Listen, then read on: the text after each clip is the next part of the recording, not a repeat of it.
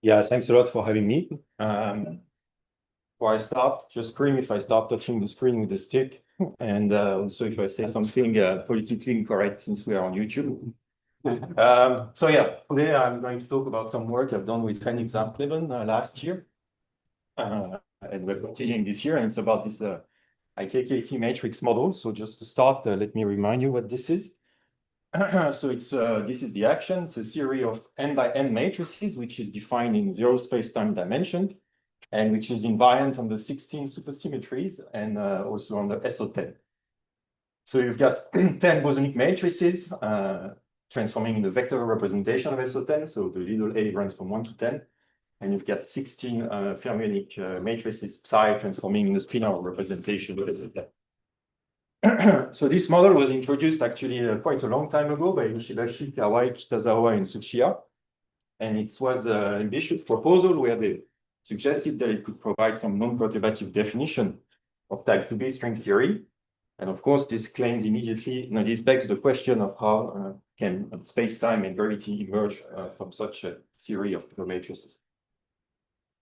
And so in this talk, I would like to take a bit more of a modern approach on the question, which relies on the fact that this model also appears quite naturally in the context of holographic dualities.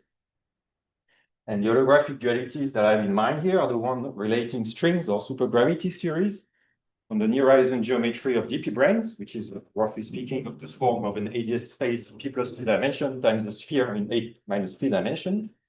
And this right description is related to P plus 1 dimension of super Young-Mills series with 16 supercharges, which live on the boundary of this P plus 2 dimensional space. So of course, for P is equal to 3, this is a very famous example of 2B strings on the ADS5 plus S5, which is dual to an equal 4 super Young-Mills in 4 dimensions. But as you start lowering P, the boundary theory becomes somehow more and more minimalistic. And over the last year, I've been interested in what happens when P reaches 0 and even -1. So in particular, when P is equal to -1, the boundary theory just becomes this IKKT matrix model, now living on the boundary of this ADS1 space, which I'll be more precise about later on. And this suggests some duality for this IKKT matrix model. And so despite intriguing and highly non-trivial result in the IKKT model, this duality has remained largely unexplored so far. And I think one of the reasons is that there hasn't really been any clear dictionary established for now between fluctuations in the bulk and operator in the matrix model. And so there hasn't been any real possibility of computing and comparing observables on both sides. That's one of the problems. There are also more deeper conceptual problems. So in this talk, I'd like to make a very humble step in this direction and just give you the main essentially result. I just want to argue that as for the other holographic dualities in higher dimension, the lowest BPS multiplet of gauge invariant operators in this IKKT matrix model is realized in the bulk as the multiplet of the lowest Kaluza-Klein fluctuations around the 9th sphere, and that the dynamics of these fluctuations can be consistently described at the nonlinear level by a maximal one-dimensional supergravity theory, which I will also construct. So before starting, I would like to make two comments. The first one is that although there hasn't been much work done for the IKKT model itself in terms of holographic duality, some people have recently looked at the mass deformation of this IKKT model, which is in direct parallel with the BML mass deformation for BFSF. And the geometries have been constructed there. And they are, of course, very complicated and look different than such geometries. Okay. So the gauge coupling somehow in the action? Well, that's one of the conceptual problems. So you can put it, but since here you don't have any time derivative, you can just reabsorb it by rescaling of the matrices. So that's one of the things that this is perhaps why, if such a duality would make sense, calling it holographic maybe is not the right name, in the sense that I'm not quite sure how to make sense yet of a gauge coupling in this theory. And similarly, I don't think you can really think of the holographic direction really as an energy in this case. So essentially, I'm going to put these questions on the side, and the whole analysis I'm going to talk about in this talk here is really based just on representation theory and matching operators. So the theory has no parameters. Just as n. And by the way, I will also consider it to be very large here in everything that I'm doing. Yeah. So the structure is pretty simple. I'm first going to discuss the bulk side, and then at the very end, I'll come back to the matrix model. And so on the supergravity side, the main mechanism we're using are the Kapitza-Klein truncation. So I'm going to say a few words about this. But before you get into this, you say a few words about the history or study on this model. It's like some kind of Monte Carlo computations. Yeah, so but people managed to already make some checks. Some people have checked. I mean, some people have studied this matrix model indeed using Monte Carlo simulation for a long time, especially many groups in Japan. And they've been computing using Monte Carlo some expectation value of some operators, like some trace operator of two bosonic matrices. And they've been interpreting essentially the breaking of the SO10 symmetry of the model using this Monte Carlo simulation for this operator. And they've been interpreting this, calling it spontaneous symmetry breaking, to interpret it as some emergent of space-time, like breaking SO10 to SO3 plus SO7 and things like this, trying to minimize some free energy using Monte Carlo simulations. But in a way, what I'm going to do this is very different in flavor, of course. I should also mention that the way these matrix models appear in this holographic perspective is in a different regime than the way they were first conjectured to describe string theory. So for instance, for p is equal to 0, you get the Nearest geometry of the D0 brane, which is actually due to the BFSS matrix quantum mechanics. And the regime in which this duality is valid is when you take fixed off coupling and infinite n, while the original BFSS conjecture was between the BFSS matrix quantum mechanics, when you fix only the gauge coupling and send n to infinity. And in this case, the duality was with flat space. So of course, in this case of the p-1 brane, I can't really play with these parameters. And somehow what it seems to suggest is that, well, I'll tell you later. But in the dual, there's like a running dilettante. Right? Sure, there is a ADS1. No, it's actually flat space in R10. So yeah, I'll be more precise. So what I'm gonna be talking about mostly in the bulk are this notion of consistent truncations, and the truncations that are relevant in our case are sphere truncations of gravity series. This is an old question that in fact dates back to Pauli, and the idea is that you start from some higher dimensional gravity theory and you expand all your fields around sphere background. If you do this, you get an infinite tower of Kapitza-Klein modes. And now you want to do a truncation of this tower to essentially the lowest mode, which includes some spin 2, some non-abelian gauge bosons for the non-abelian isometry group of the sphere, which is SOQ plus 1, and a bunch of scalar fields. And the dynamics and the theory describing the dynamics of this lowest mode is a theory in lower dimension, and it's a gravity theory coupled to super Young-Mills, which has also a bunch of scalar fields which appear in a scalar potential. The question of consistency is essentially whether it is okay to keep only the lowest mode, in the sense that they are not going to source again the ones that you have thrown away. And that's a non-trivial question for the sphere. Just to put it in contrast with the torus, where this is immediate, because if you do the same exercise on the torus and you keep all the lowest mode, you know that there are singlets under the U1 isometry group of the torus, and if you keep only singlets, you know that they won't be able to source any non-singlets, so your truncation will be consistent. The modes that you keep here, of course, they are not singlet under this SOQ plus 1. By definition, the Young-Mills gauge fields are in the adjoint, and the scalar fields are charged under the non-abelian isometry, under the non-abelian symmetry of the theory.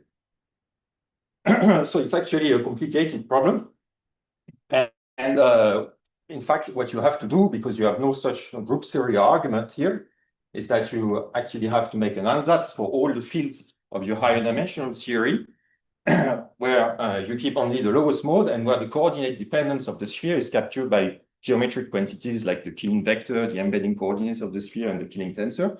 You have to plug this ansatz into the field equation, and you have to show that the whole dependence on the sphere coordinate factorizes out of your field equation and leaves you with the field equation of the lower dimensional theory. Obviously, because these ansatz are very nonlinear, because gravity is nonlinear to start with, it's a hard exercise to do. And in fact, what we know already for a very long time is that this doesn't work for pure gravity. So if you start with pure Einstein gravity in higher dimension and you try to keep these modes after expanding around the sphere, it's not going to be consistent because it's known that one of these young mid-gauge fields will act as a source for a massive spin 2.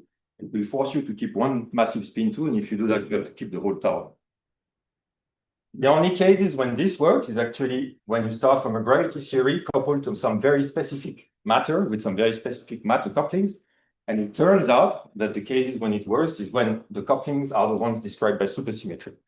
So I'll be considering this problem in supergravities, and in particular in the case of maximal supergravities.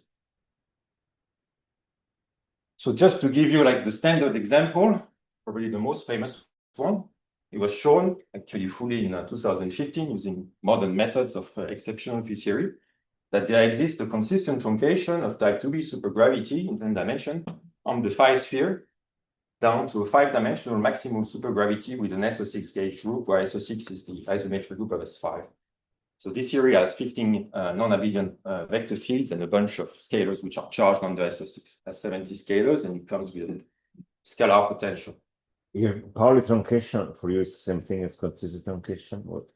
Yeah, so Pauli truncations are consistent truncations, but there are also, you could do consistent truncations which are much simpler. For instance, you could say, okay, I only keep the singlets under SO6. For instance, you could just keep the breeding mode of the sphere and this would be consistent.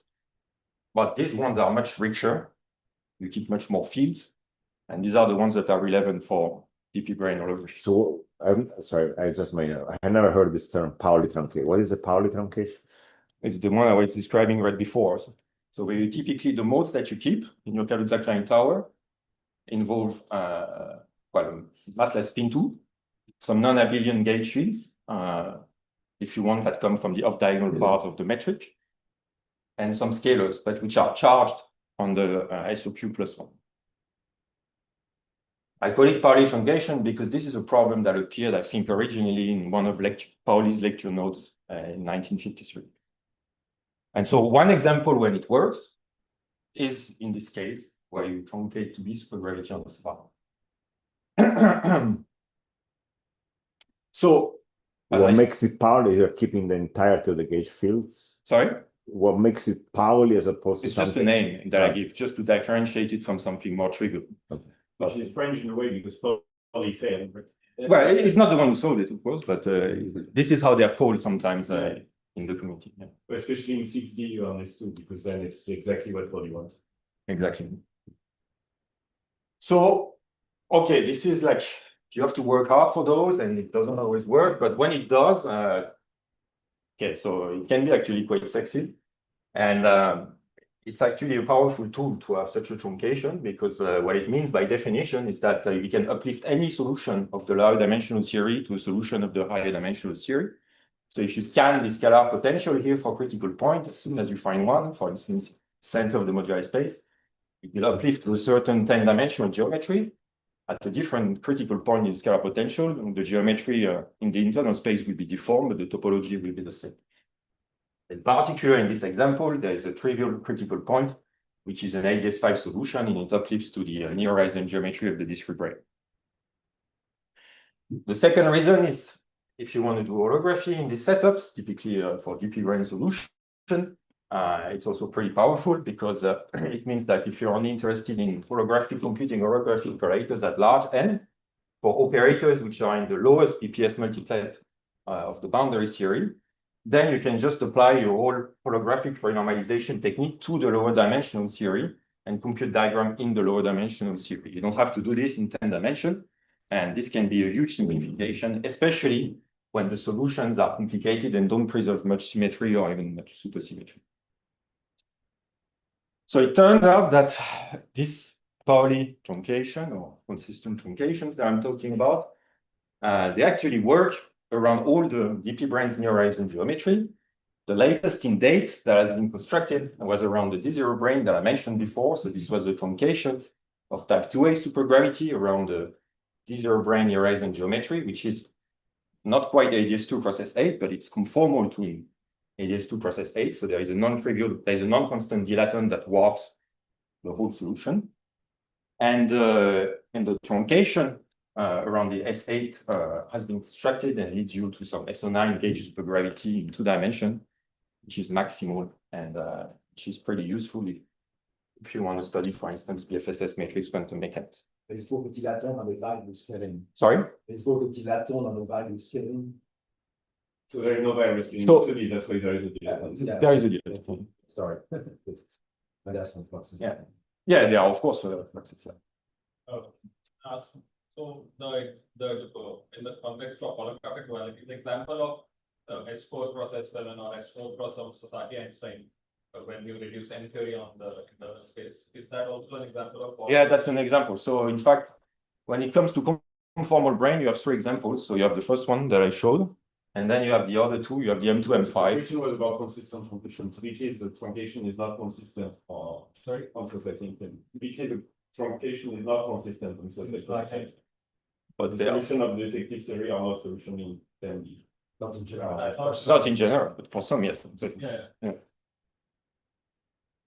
But okay, so for the S7, at least the round one, there is one. It has been constructed. It's probably actually the first one in date. It's constructed in the 80s by David and Nikolai. Yeah. So as I mentioned, there exists for all DP brane solution these consistent truncations, and in fact, they are pretty heavy to construct. And the modern approach to this exercise is to use the framework known as exceptional geometry, where you somehow reinterpret this whole consistent, these sphere truncations in some kind of higher dimensional framework, where they somehow take the form of, which they are become comparable to group manifold reductions, essentially, and where the consistency follows trivially. But for this, you have to first construct this exceptional geometry framework that is adapted to the sphere truncations you want to work out. And this is the hard step. But this is not the direction I'm going in this talk, especially because such a framework will not be available for the truncation I want to look at. But the place where I want to go is now, since that's been constructed for all DP branes, you can ask, what about the D-1 brane? And so let me now be more explicit about this solution. So this time it's a solution of actually Euclidean type 2B supergravity, and it takes the following form. So the metric in Einstein frame is actually flat. So here I write it in spherical coordinates. So this T here is some Euclidean time, or it's just the radius of the 9th sphere if you want. And there's a non-constant axion and dilaton. So the dilaton actually, the axion field actually becomes imaginary when you go to this, when you do this Vic rotation. So here I have absorbed the factor of I in the axion. And they are related as follows, and they're equal to some harmonic function on this flat Artin space, where Q here is a charge that is related to the number of instantons, and in this solution, all the instantons are coincident in the center of Artin at t is equal to 0. So it was argued already a while ago that this would be the correct geometry for the IKKT matrix model, and in this case, you have to interpret this radius or this Euclidean time as the holographic coordinate. So now, essentially, I would like to repeat the same exercise, the ones I've presented before, but now actually expanding the fields of my Euclidean 2B supergravity around the 9th sphere and see whether there could exist a consistent truncation of spheres. So although there is absolutely no group theoretical argument that could justify the existence of a sphere truncation to one dimension, I believe it exists. And we've shown it in a particular subsector of the 2B theory. So now I'm considering some kind of subsector of Euclidean 2B supergravity, essentially the gravity sector, which consists just of Euclidean gravity, the dilaton, and the axion field. In this case, your Lagrangian is pretty simple. You just have the Ricci scalar term. You have the kinetic terms for the axion and the dilaton. And because the axion becomes imaginary, the sign of the kinetic term flips. That's what gives you actually, for the solution, an energy momentum tensor that can cancel and lets you have flat space as a solution. Okay, so now the claim is that this is what defines your consistent truncation around the 9th sphere. The details are not so important, but to say a few things. On the left-hand side, you have the 10-dimensional fields, which depend on 10 coordinates. And on the right-hand side, in some places, you see these mu appearings, which are the embedding coordinates of S9. And all the other things you see are fields, are the modes essentially that you keep in this truncation, and whose dynamics is given by this one-dimensional Lagrangian. So the claim is that now if you plug this ansatz in the field equation of this 10-dimensional that derive from this 10-dimensional Lagrangian, I mean the sphere coordinates will factorize and give you the field equations derived from this one-dimensional Lagrangian. So let me say just a few words about what you get in one dimension. So you essentially just get scalar fields and an Einbein and some non-abelian gauge fields for the symmetry group SO10. So you have a dilaton, which I call well, small phi, that you should not confuse with the 10-dimensional dilaton. You have a bunch of scalar fields which actually parameterize the coset space, which is SL10 over SO10, and which are packaged into this unimodular symmetric matrix Tij. And you have non-abelian gauge fields, which only appear through this covariant derivative. So you have two kinetic terms, one for the dilaton, one for these coset scalars. And then you have a scalar potential, which involves the dilaton and the coset scalars. Of course, you don't have any Ricci scalar, and you don't have any curvature for the SO10 gauge fields because you're in one dimension, and this vanish trivial.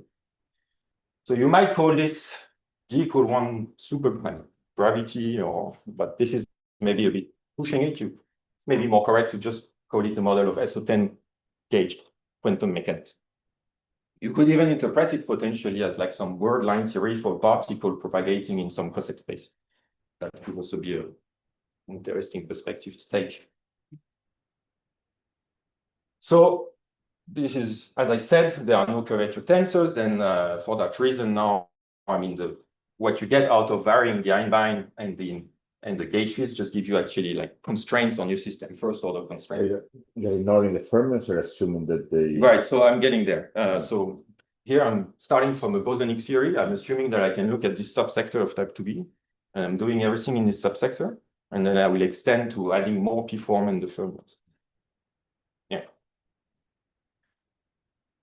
But one thing you can do before going to the full supersymmetric theory is you can look at solutions. Of course, you've built the truncation around this D-1 brane solution, so it's not surprising that you find it here. So you solve the field equation of this one-dimensional model and you ask for an SO10 invariant solution. There's essentially just one. It's the one where you set essentially all the scalars inside this T matrix to 0. Or rather, you set this T matrix to just be the identity, and where you have some non-constant dilaton that runs. And if you plug this into this uplift ansatz, what you find is exactly this solution without the one. So in that sense, you could say it's the near horizon geometry of the solution. You don't need to assume BPS to have on one solution? For SO10 invariant. Yeah, SO10 is... I think it's sufficient. Yeah. I don't see what else you could write. Well, now you make me think, but Sorry, no, I don't see what else you could have. Yeah, and this subsector. no, of course, you about that. There's no non-BPS at the instance? Well, there are potentially configurations of the instances which would break the symmetry, but I'm not going to talk about this in this talk. I'm only going to talk about supersymmetric solution. And in fact, this one, so. But here you say there is no, at least in the truncation, there is no D instanton which would be, which would have a true SO10. That's what you say, right? But this one is the instanton solution, which is half BPS and has SO10. Yeah, but no non-BPS generalization. It wouldn't have SO10, I would say. All right, so as I was just asked, of course, this is just a kind of a truncated version of my truncation, in the sense that I've started from some subsector of type 2b. So what I dearly believe is that if you would now consider like the p-form of Euclidean type 2b supergravity, there would be a version of this truncation formula which would look absolutely horrible, and that I'm not aiming at here, because I wouldn't exactly know how to proceed to derive them. Since the idea is more to kind of look at the holographic picture and the relation with IKKT, what we've done instead is that we've directly supersymmetrized this gauge quantum mechanics in one dimension. And the assumption is that this is what would come out of the full truncation of Euclidean type 2b supergravity, but we don't have a proof for this, of course. So the flat space D instanton with the one would be a solution of this which breaks SO10 to SO9, or is not included? Actually, I think I don't see how you could recover it from the uplift with the one. But this one, anyway, in this case is I'm not quite sure what to think about it. I mean, in the sense that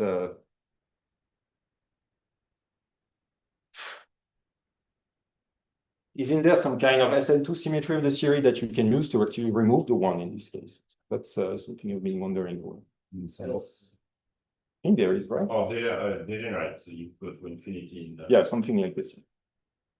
But you can try to take, yeah, because this yeah, it's one of Shift tab, but you cannot shift one. Yeah.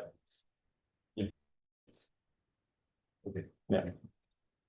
But the answer is that what you get back is the dilaton always without the one. If you pull it through the upper. Which in good position, which by the way, So let me discuss a bit the supersymmetrization of the models. Which so you consider D minus one range.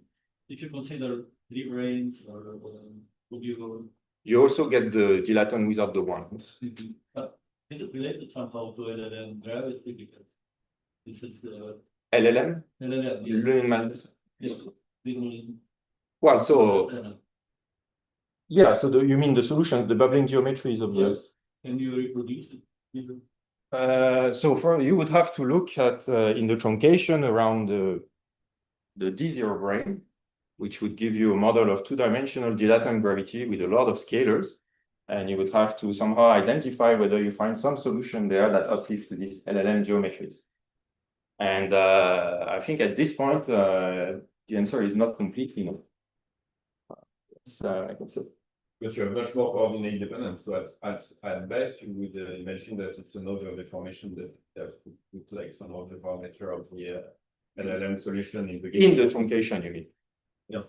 Well, exactly. So this might be, you might need to do a truncation that actually breaks to the itself.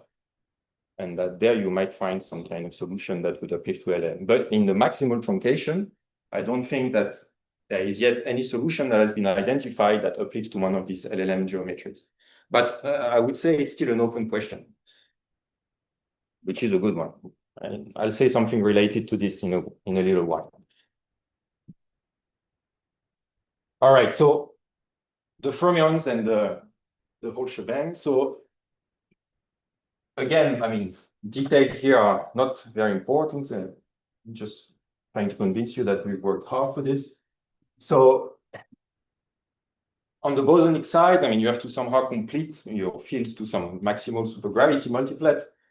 And what you see are the ones that were already on the previous slide. So the iron-bind, the dilaton, some non-abelian gauge fields, these Gosset scalars.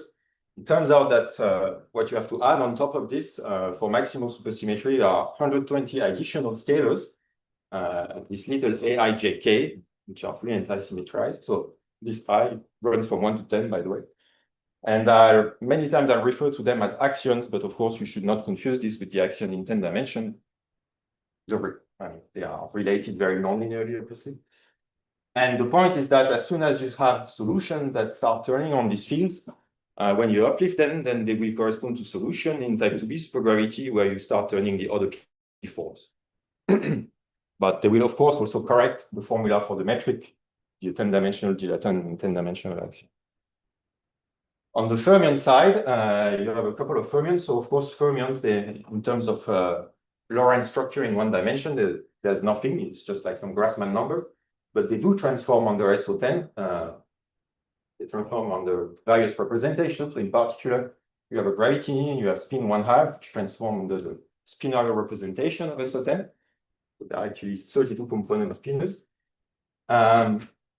And you have some spin 1/2, which I call Chi-A, which is in the which is also gamma traces, where gamma are the SO10 gamma matrices. So I put the number of fields for the 3 cases here because they come back later and somehow they'll be imported. So if you start from the Lagrangian I gave you on the previous slide and you turn the crank, this is what you end up with. So the first terms here, the first two are the kinetic terms for the scalars that were already present before.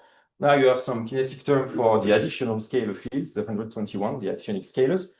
You have a scalar potential, which is the one from before, but which is also corrected by the axionic scalars. So it's actually a polynomial that goes up to axions to the 4. And then you have a topological term, and then you have a bunch of fermion for the different spin 1/2. You have no kinetic term for the gravitini because the Raytasch-Finger term in 1 dimension just drops out. So I won't discuss these fermionic terms. Logical means the derivative. So no. It takes the form 4. It's pretty much the only thing you can write. So that's why I put topological in between quotes. It does not depend on TIJ. It does not depend on TIJ, exactly. Yeah. So if you think of TIJ as the internal metric, that's how it's. Yeah. So that's the only thing non-trivial you can write. In terms of the coefficient is actually non-zero. Actually, what is G? So G is a coupling constant in the supergravity in lower dimension. Well, so to interpret it, you have to somehow you have to look at it on a specific solution. So if you look at it on the SO10 solution, it will be related to the charge somehow of the instanton intended. So it will be n eventually. It's related somehow to n on this solution, yeah. Okay, so of course I give you a Lagrangian, which is supersymmetric, but if I don't talk about supersymmetric transformation, it's not worth much. But the point is that we constructed them and everything is somehow tied together.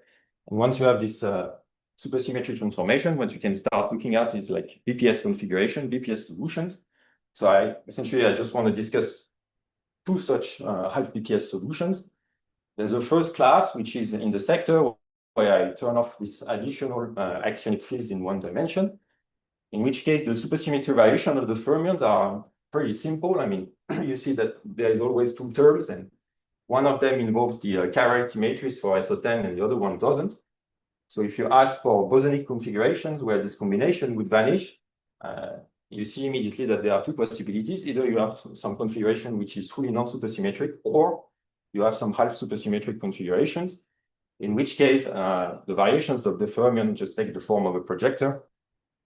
And so what you keep is only 16 charges out of the 32. This is your killing spinner. And so this actually, for this to happen, this will give you first order equations on the bosonic fields, and you can show that, not surprisingly, because it's you have many supersymmetries, these first order equations, they imply the field equations of the theory, and you can solve them exactly. The general solution essentially takes the following form. So if you consider this combination of the 1D dilaton and this matrix Tij, you can actually, without loss of generality, diagonalize it. And you have 10 elements on the diagonal, which are functions of T, and some 10 real constants, which I call Ci. So for the case where all these constants are equal, you get back to the SO10 invariant solution that I showed before. But if you start taking constants which are not equal to each other, you have high supersymmetric solutions which break SO10 into some product of SOP times etc. So I'd say one quick word about the solutions. So let's say, for instance, you take 2 different constants, such that you have just 2 sets of eigenvalue on the diagonal. If you put it through the uplift, what you find is that it uplifts again to flat space R10, and with a non-constant dilaton and axion, which are still some harmonic function, and which you can reinterpret as a distribution of branes of the instanton smeared in R10. And so you can actually study how the branes, the instantons are smeared in R10 depending on the symmetry breaking you consider. So in particular, if you take P bigger than 2, the branes are localized in some subspace and they are smeared inside of a ball with R10 minus P. And there's a special case where P is equal to 2, where somehow in this R8 subspace, the branes are really on the surface of a 7th sphere. So in this case, you get an extra transverse dimension. The flat space or conformal? No, it's flat space. Yeah. So in this way, you should be able to get the 10-dimensional flat spaces. Super. This is so these I think are so in the matrix model there are I think states in the Coulomb range where you somehow start like displacing all the instantons from the origin and placing them in various positions in R10, and because here the solution you reconstruct comes from some truncation. I think since you only use the lowest harmonic of the sphere, you see this distribution as being smeared in R10. I think this is what happened. So these are actually very analogous to the smeared discrete brains that were built from Friedman, Gipser, and Kirschwarner a long time ago. As a comment, you can also uplift all these solutions further up as PPWF solution of pure Lorentzian gravity in 12 dimensions. So that comes from some work of Zeitlin a long time ago, and also a nice artifact. So this is the first class of solution I wanted to talk about. The other one is somehow related, I think, to your question about well, PMN and mass deformation. So this is work in progress. So I won't be able to go too far on this, but the point is now if you start looking for half supersymmetric solution where you turn on these axionic fields and you look for solutions preserving a group which is SO3 cross SO7 inside SO10. If you look at— Sorry, if I may ask, when you review the AKKT, actually they find this 3+7 breaking or 4+6 in the matrix model of Monte Carlo? With the Monte Carlo, I think it's 3-7.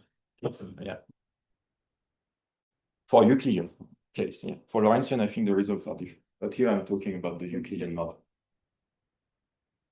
So if you look for such solution, essentially, that preserves SO3 cross SO7, so out of your 128 scalar fields, you can only keep 3. And this is the way we decide to parameterize the scalar matrix, the dilaton, and the axionic fields in terms of discrete scalars, x, y, and eta. And if you do this, and somehow look at the BPS equations, what you find is that they reduce to some rather rich system of first-order equation for these 3 scalars, eta, x, and y.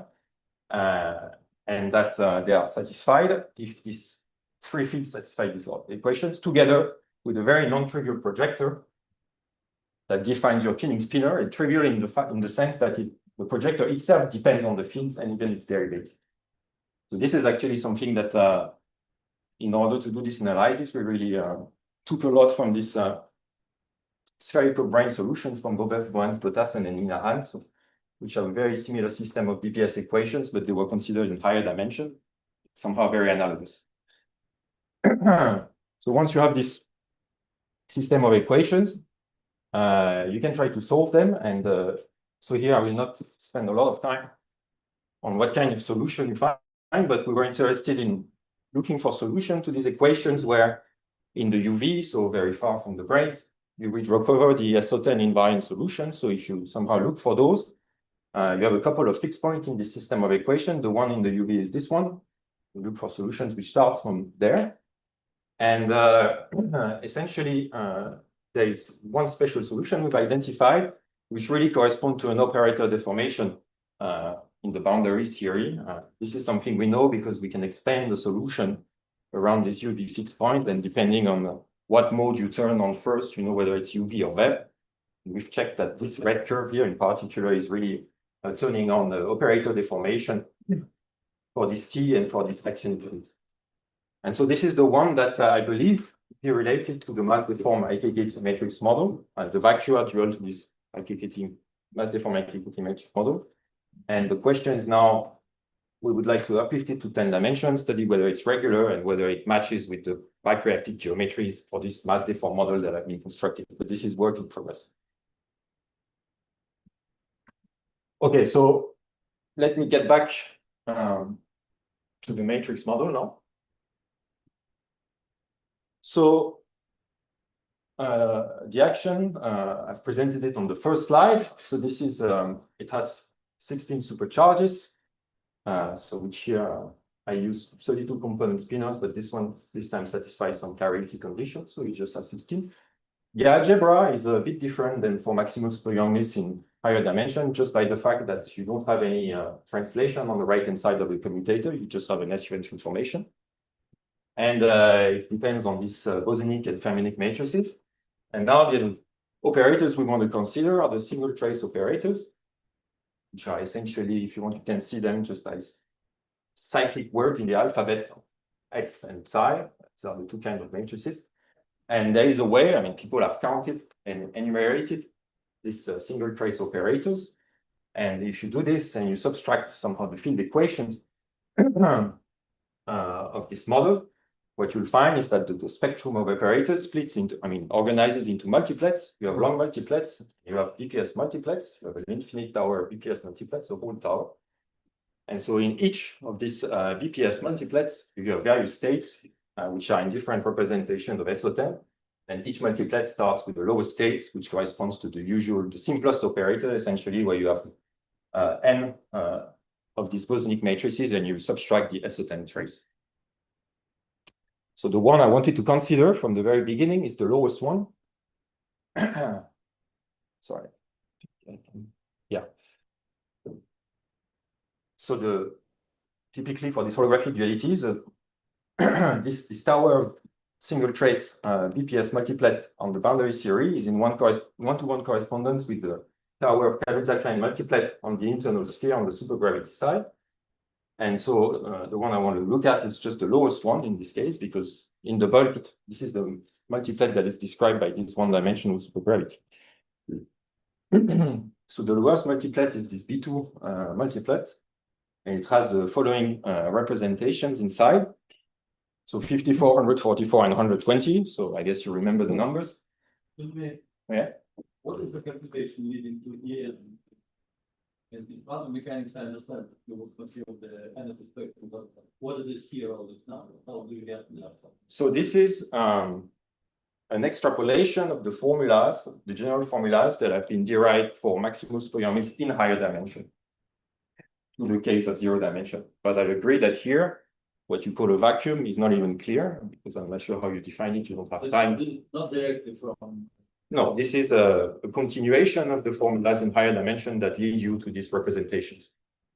Just look at the critical points of the action, quote unquote, in this matrix P integral, and you characterize what are the non-trivial gauge invariant combinations of the fields which are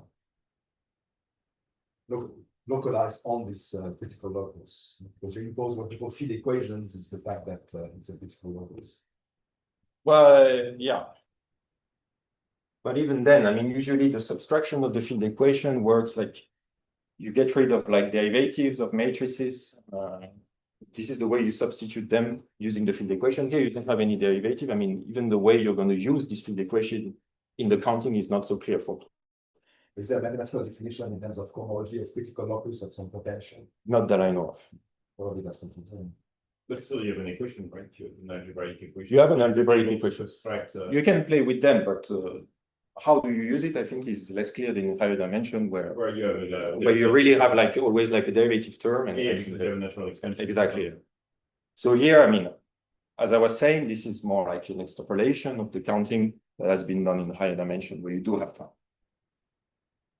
But the point is that if you take this seriously and you actually look at what happens in the lowest multiplet, then everything kind of degenerates and you're left with these three operators essentially. Some of the states actually weirdly show up with negative multiplicities, but I think this is essentially due. This is like the dimension of SO10. This is the 16 supersymmetries, and it just tells you that in 0 dimension, because you don't have a difference between gauge and global symmetries, you can actually, some states can be removed using SO10 and supersymmetry. One thing I want to mention is that, strangely enough, although I agree that this is a kind of a naive counting in a certain way, in each of these BPS multiplet, if you count the number of bosons and fermions, there's always one more boson than fermion. That's something I don't really have an explanation for. But it's just something I want to point out, especially here. If you count, you'll find 129 boson and 128 fermions.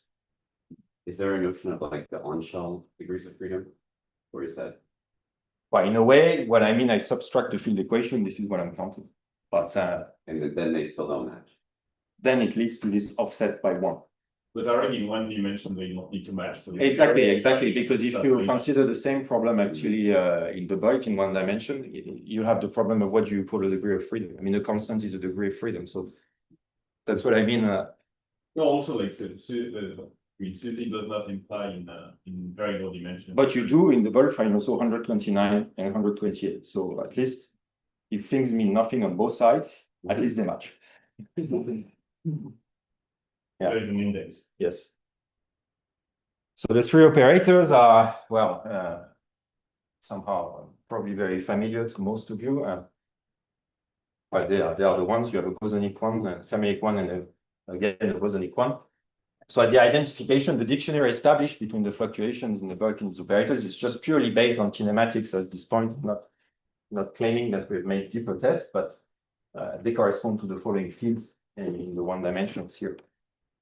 So the coset scalar, the spin 1/2, the 1D actions. You can, of course, compute supersymmetry and check that the algebra closes, and there's a bit of an important structure in the supersymmetry variation of this multiplet of single trace operators, and that's of course related to the fact that the algebra actually gives you 0 whenever you apply it to any of these single trace operators in 0 dimension. Usually, when you have a translation on the right-hand side, it forces you to somehow come back to original operator when you get to the bottom of the multiplet. But here you don't have things like this. So even for the higher BPS multiplet, like if you look at the operators, the way they're arranged, they're really like one at each level. They're kind of stretched. They don't really mix. Okay, good. I'm probably going to finish earlier than we were supposed to.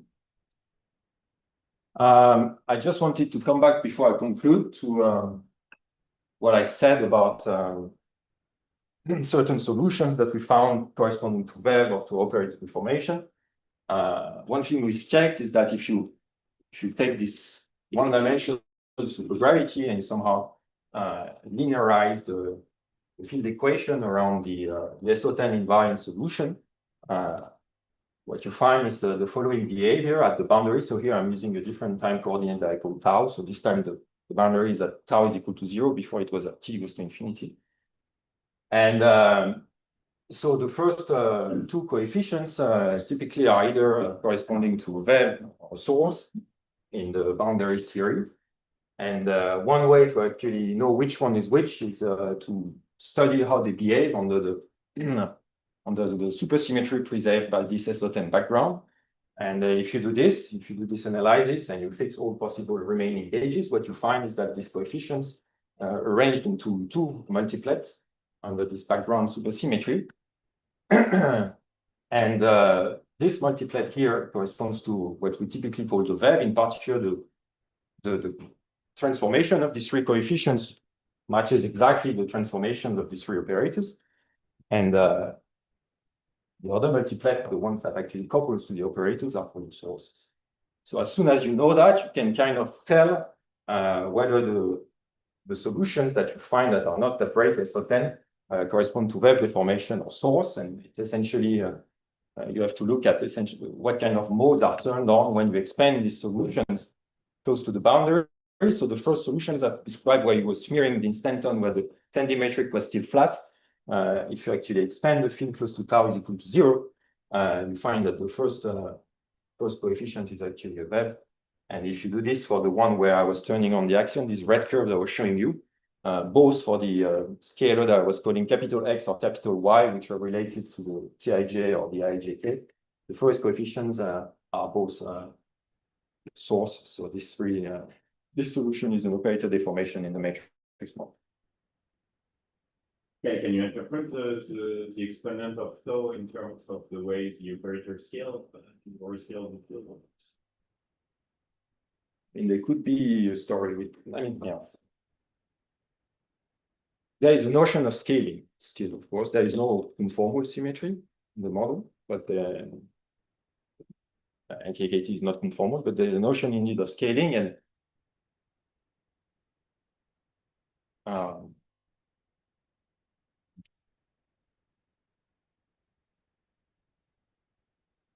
probably, but I don't see it immediately.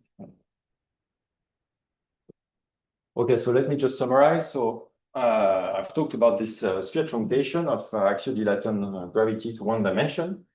We've obtained a model that we've then essentially supersymmetrized to get something that is invariant on the 32 supercharges. And the claim is that this captures the dynamics of the low-scale Zach-line fluctuations of Euclidean 2B supergravity on the instanton background. just based on the kinematics, on the representation theory. Of course, we propose the dictionary between specific PPS operators in the IPDT matrix model and the one-dimensional maximal supergravity multiplet. And then I've also discussed a little bit like construction of half BPS solutions from the analysis of the Killing-Spinor equations. One thing I should say also is that the second solution that I've showed you, this one, actually, we have worked out the expression for the uplift when you keep only one action. So we are actually able to uplift this solution. The question, as I said, is whether it is regular and it matches with one of the back-corrected geometries of the mass deformed matrix model. So let me just mention some work in progress in some future directions. The first thing is that we would like to know with some of these solutions that we have, as I said, could be due to this vacuum of the polarized identity matrix model, so this mass deformation. In that case, it would be quite interesting to compute holographic correlators around this solution. This is something that you would not be able to do in 10 dimensions for sure, given the complexity of the solutions. One good thing in this one-dimensional theory is that the holographic renormalization would be probably very simple. One bad thing is that the correlators you compute will just be numbers in this case. So I think the way you normalize them is probably going to be quite subtle. So what you have to do is consider like specific ratio, I think, of correlators if you want to be able to say something. And then to potential future direction, which are probably much more esoteric, but anyway, let me just mention them here. The first thing is that the whole talk was about the sphere. But there's a story, of course, if you reduce the theory on the torus. So in higher dimension, the way that works is that if you take the theory, you put it on the torus, the maximal supergravity, you get to an ungaged supergravity, which has a very large rigid symmetric groups, which is always based on this exceptional Lie algebra. And then you can gauge part of this rigid symmetric group, and you can gauge typically the isometric group of the sphere to get to this gauge supergravity that I've been describing and which comes from the sphere truncation. In this case, what we've constructed was directly coming from the sphere truncation, and it leaves open the possibility of somehow turning on the gauge interaction in our model and get to a model where you might hope to see some hints of certain traces on some very large exceptional symmetry group. In this case, what you would expect would be some hyperbolic Kac-Moody algebra, which is E10. But I mean, I can say some more things about this, but this is an interesting direction, but I think it's quite tricky. In particular, because usually in higher dimension, when you start turning off the non-abelian gauge interactions, of course, you lose the field equations of the gauge fields, but you still have but the field equations of the gauge fields essentially gives you tells you that certain P forms are dual to others in the theory. But this is something that remains true even in the ungaged theory. Here, the gauge fields essentially are first order constraints that tell you that some component of the scalar current should be projected out.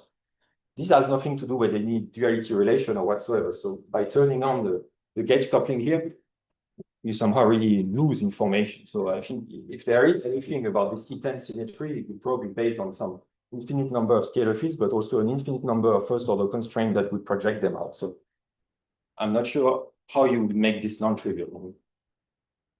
And the last thing is that because you have some gauge quantum mechanics in one dimension where gravity is somehow pure gauge, you might ask, okay, is there something you could compute using localization in the bulk?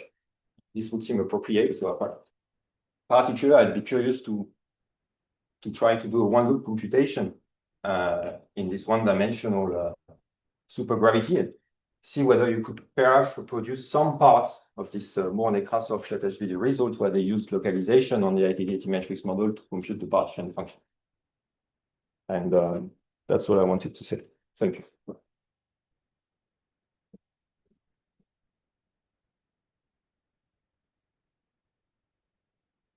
Question for Franz? Do you have other solutions when you got supergravity? Like when you got a solution with two boundaries?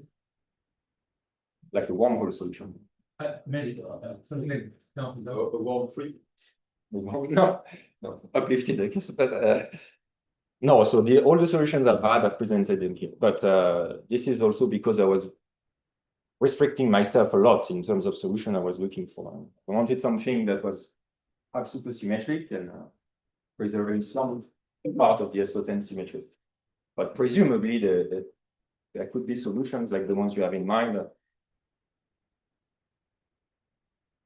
But I guess already like the Dean Stanton solution, which is flat in Einstein frame, if you go to spring frame, it is a one connecting to asymptotically flat regions. But not probably the one because the dilaton is blowing up somewhere. But this would already be some example. I want something that would be dual to Two boundary theory. two metrics. Yeah, it's an interesting question, but it's not the first time I have this question, but I don't have anything to say about it at this point. Are there portions of the sphere that preserve supersymmetry? No, I would say that they would break supersymmetry. You mean as? Yeah.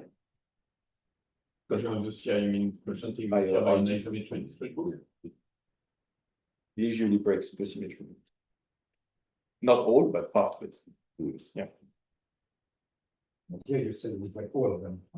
This can either have supersymmetry or break it into layers.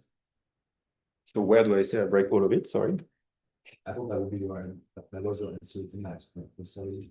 That was No, I think he's saying there are some supersymmetry preserving, but they wouldn't preserve half the supersymmetry. No, If you exactly, wanted a exactly. border or something, they would. Ah, yeah. In that case, it would be there. Yeah. And then do you think the solution would still be unique or? A certain invariant, you mean? Yeah,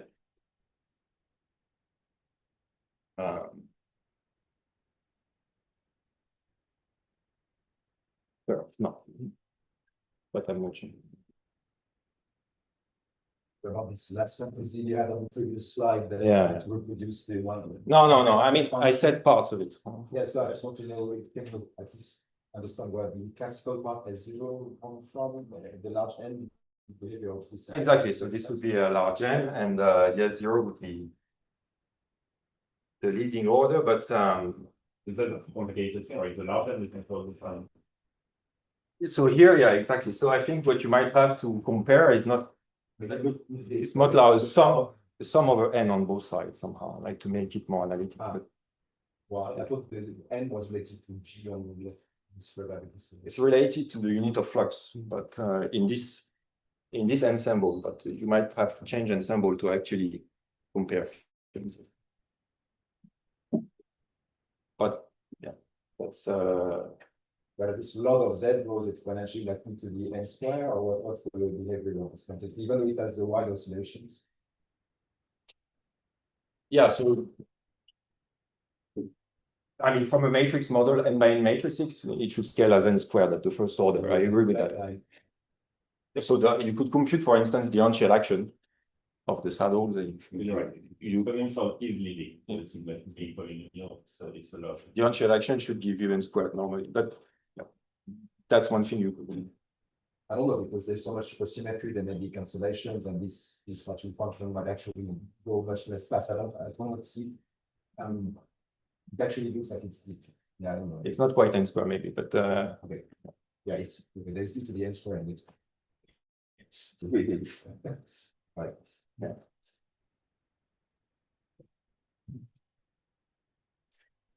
But yeah. The question over?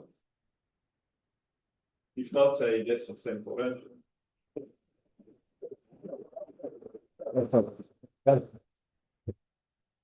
So there was a last conference of the academic year over the field, or hopefully in September.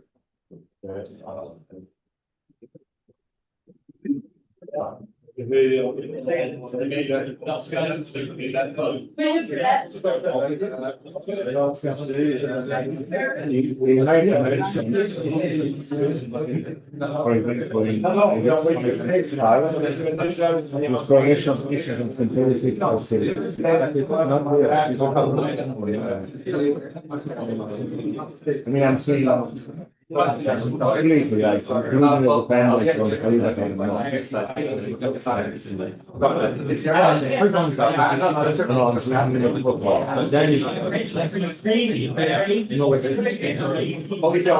So here, around the different solution,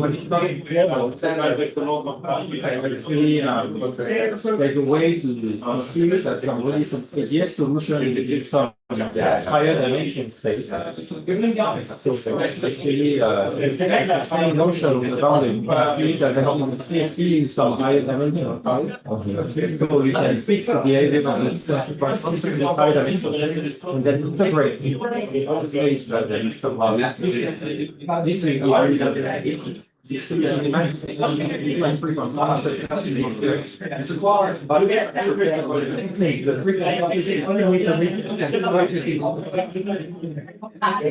higher dimensions, you don't have to. But that's when you have a symmetry. Here you go. For instance, take the D2 brain, it's not conformal. So it works for these three, I agree. I wonder whether conformal symmetry was really the crucial point. Sorry? I wonder whether conformal symmetry was the crucial point. To me, the crucial point was maximum supersymmetry. The statement that this nonlinear structure is basically completely fixed. There's no freedom, right? Well, I thought maximum supersymmetry was useful for protection of certain operators, but when it comes to actually fixing the 2 and 3 point function, I thought conformal symmetry was the one at play. Why we did? I mean, for the 3 point function, you still need to tell me the numerical values. Yeah, you need exactly the coefficient. No, but that is what I'm saying, that you don't. So that's how I work. But how would you get it then? You say? It's very non-trivial, but it turns out that the complete set of constraints, which include word identities and factorization, determine the coefficient. This is my work with Shina and Najul. Is this still without any? Yeah, how to statistical graphic correlate without really trying. That's the title of the paper. Because we really found the complete answer by essential booster methods. So in principle, the old-fashioned way was to compute this very painstaking computation of the coefficient. Yeah, but you say that just by word identities. Yeah, the intuition is that there's no the structure is simulated because of maximum supersymmetry. What else could you have? There isn't any other supergravity. Well, in a way, these coefficients in the bulk are also fixed by supersymmetry. Well, that's exactly right. Yeah. If you phrase the question correct, you shouldn't have to be. So, but here, of course, the question. But here you also have maximum supersymmetry. The point that really helped me to mention was to go from this horrible Lagrange to unshared observables. Here it's still unclear whether unshared. Let me say another way. To compute these correlation functions, you have to sum with the diagrams. But you shouldn't have to. Just focus on your unshared observables. In the spirit of what people do with amplitudes. If you try to do Feynman diagrams, you get confused. But then there are, these MHD recursion in the same spirit, in higher dimension, we could do a lot better. Okay. Here, of course, it's a bit degenerate because it's completely degenerate. Okay. Oh yeah, I'm fine. So where are you staying? I would say. Town, invested in the 14th. Do you know Paris? Yes, Okay, Franz, I'll stop the YouTube. Thanks a lot. Sorry? I'll stop the YouTube. Thanks a lot. You're just broadcasting.